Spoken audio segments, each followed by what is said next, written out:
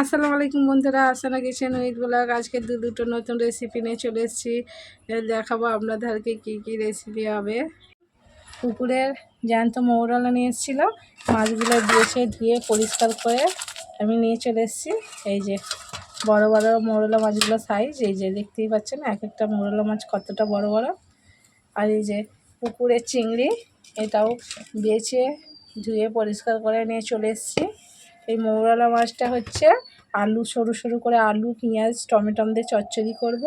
আর এই যে পুকুরের ছোট্ট চিংড়ি দিয়ে আর ঢ্যাঁড়স আলু চচ্চড়ি হবে। তার সঙ্গে এই যে সমগুলো নিয়েছি বেটে দেবো। কীভাবে কি করছি আপনারা আমার পুরো ভিডিওটা প্রথম থেকে শেষ পর্যন্ত দেখুন। আমি যেইভাবে রান্না করে খাবো এইভাবে করে খাবেন। ঢ্যাঁড়স টমেটো আলু কাঁচা লঙ্কা আগে সবসময় দিতে হয় বন্ধুরা। এই যে ঢ্যাঁড়সের মধ্যে আমি পানি ঢেলে দিচ্ছি, ভালো করে পরিষ্কার করে ধুয়ে তারপরে ঢ্যাঁড়সটা আমার ভালো করে ধোয়া হয়ে গেছে। এবার এই পানির মধ্যে থেকে তুলে কেটে নেবো, মুখটা বাদ দিয়ে কেটে নেবো। এইভাবে সবগুলো কেটে নেবো।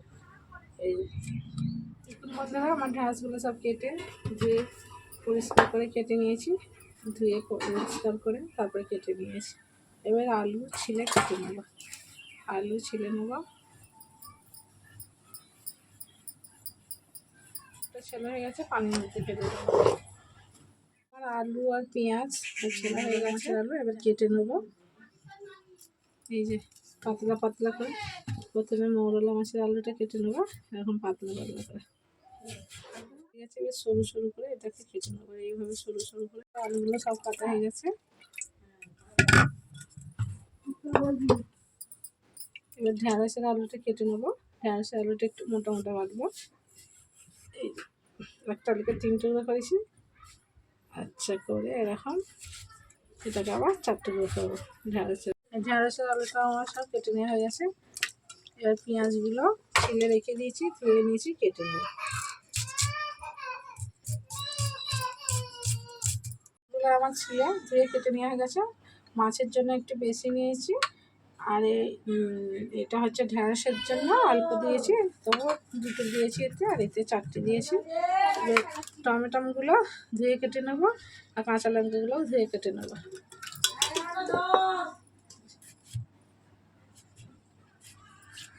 মোড়ালো টমেটোগুলোও সব কেটে নিয়েছি, এবার কাঁচা লঙ্কাগুলো ধুয়ে আর কেটে নেবো। এই যে কাঁচা লঙ্কাগুলো কেটে নিয়েছি, আদা রসুন ছিলে কেটে রেখে দিয়েছি। এই সময়টা এগুলো হয়ে গেছে, আদা রসুন ধুয়ে নেবো। এইভাবে বেটে নেবো।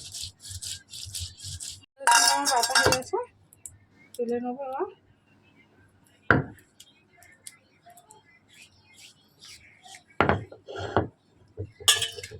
বাটির মধ্যে তুলে নেবো। বেসনগুলো বেটে নেবো, ঢেঁড়সে দেব।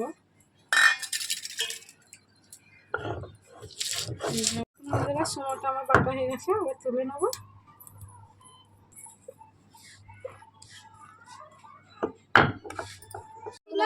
চুলাটা জ্বালিয়ে নিয়েছি, চুলার মধ্যে কড়াই বসিয়ে দিচ্ছি।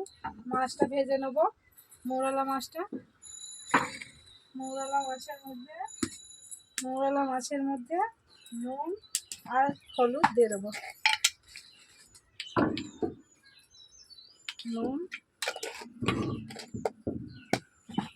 হলুদ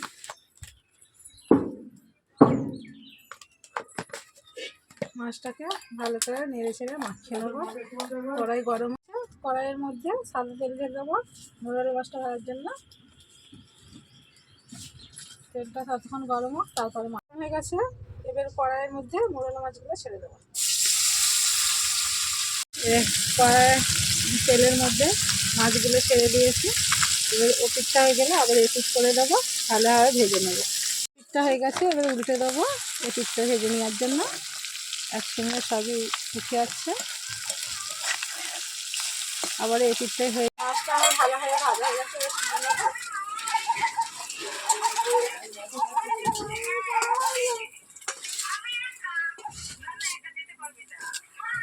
মাছ ভাজা হয়ে গেছে, তুলে নিয়েছি।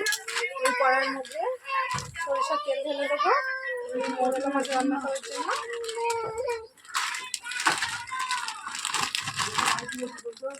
মামার বাড়ি যাবে দিয়ে আসো। ছুটকি মামার বাড়ি যাবে। এই যে তেলের মধ্যে পেঁয়াজ আর কাঁচা লঙ্কা কুচা রাখা দিয়ে দেবো।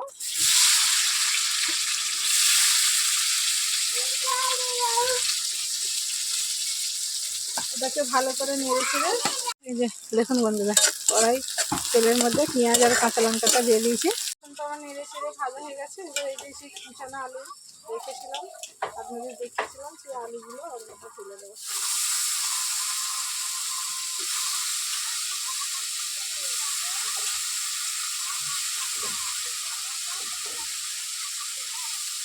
আলুটাকে একটু ভালো করে নেড়ে চেড়ে কষে নেবো। তারপরে সব রকমের মশলা, যে হলুদ গুঁড়ো ওর মধ্যে দিলাম, লঙ্কার গুঁড়ো দিলাম অল্প করে, ধনে গুঁড়ো দিলাম অল্প করে, দিয়ে ভালো করে নেড়ে চেড়ে অল্প করে পানি দেবো, দিয়ে কষিয়ে নেবো।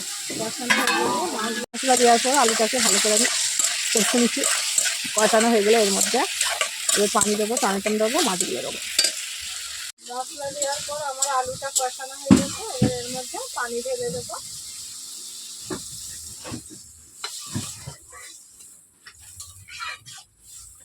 পানি ঢেলে দিলাম, দেওয়ার পর টমেটো কুচানোগুলো দিয়ে দেবো এর মধ্যে।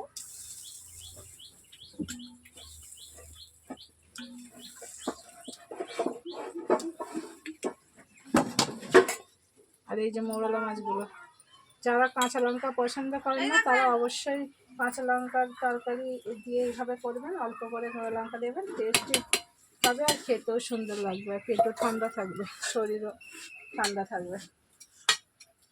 দিয়ে দিলাম মাছগুলো এই করে। এবার এটা চচ্চড়ি হয়ে গেলে নামিয়ে দেবো। ঢাকনা দিয়ে ঢেকে দিলাম। সব কিছু দেওয়ার পর আমার তরকারিটা অর্ধেক হয়ে গেছে, আর একটু পরে হয়ে যাবে। তারপর নামিয়ে নেবো, আবার ঢাকনা রেখে দেবো। আবারও খুলে রেখে নেবো ঢাকনাটা।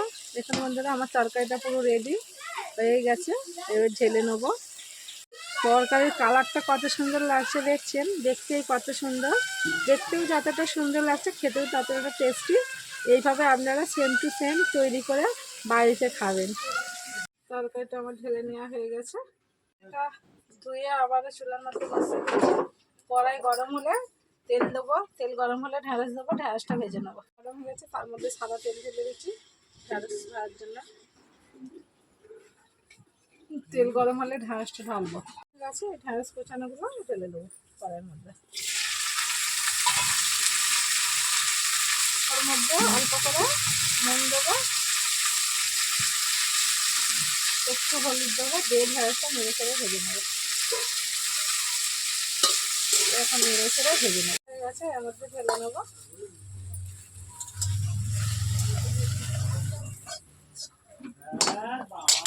এই যে ভাজা হয়ে গেছে, এর মধ্যে ঢেলে নিয়েছি। চুলার মধ্যে আবারও কড়াই বসিয়ে দিয়েছি ঢ্যাঁড়সের তরকারি বসানোর জন্য। কড়াই ততক্ষণ গরম হলে তেল দেবো। ঠিক আছে, ওর মধ্যে সরিষার তেল ঢেলে দিচ্ছি। তেল গরম হলে পেঁয়াজ দেবো, ওর মধ্যে পেঁয়াজ আর কাঁচা লঙ্কা কুচা লঙ্কা দিয়ে দেবো। এটা ভালো করে নেড়ে চেড়ে নেবো। লাল হয়ে গেছে, চিংড়ি মাছগুলো ওর মধ্যে দিয়ে দেবো।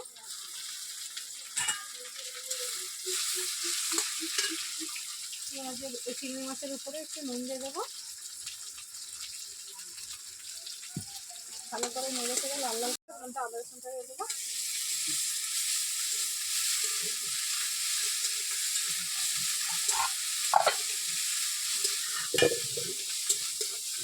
কেটে রাখা আলুগুলো ওর মধ্যে দিয়ে দেবো।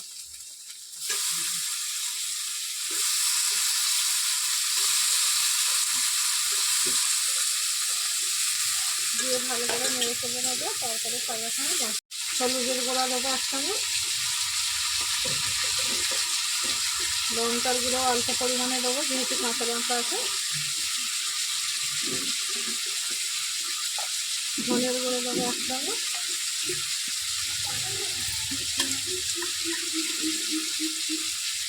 এর মধ্যে যে শুকনো বেটে রেখেছিলাম এটাও দিয়ে দেবো।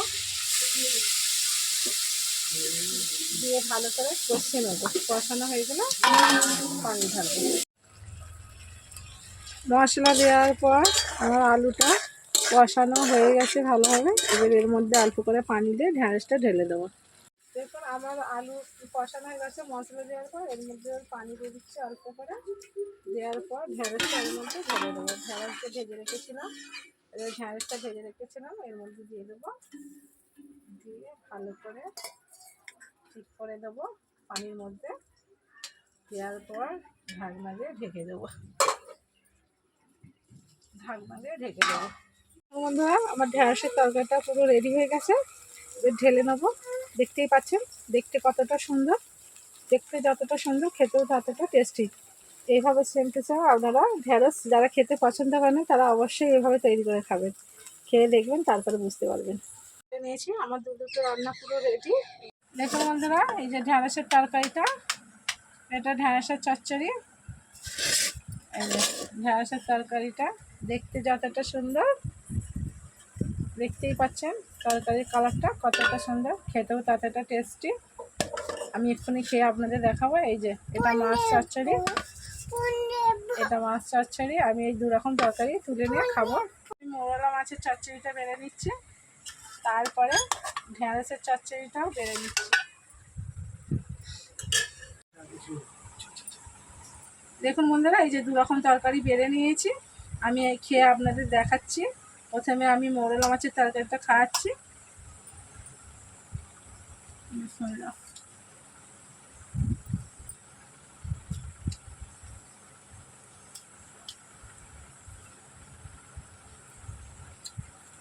খুব সুন্দর হয়েছে, খুব দারুণ হয়েছে বন্ধুরা। আপনারা সেম টু সেম এইভাবে বাড়িতে তৈরি করে খাবেন। এই গরমের সময় শরীর সুস্থ থাকবে।